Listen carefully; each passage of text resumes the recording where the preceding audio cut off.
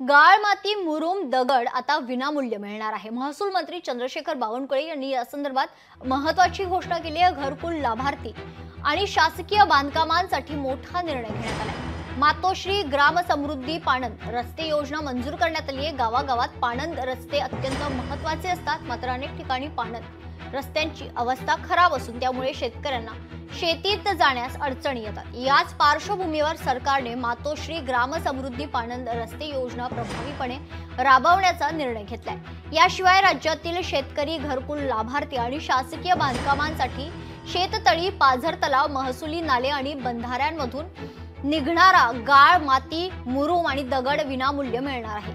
या निर्णयामुळे शेतरस्ते सुधारण्यासाठी मुरुम आणि माती शेतकऱ्यांना सहज उपलब्ध होईल, ज्यामुळे शेतीला जोडणारे रस्ते मजबूत होतील।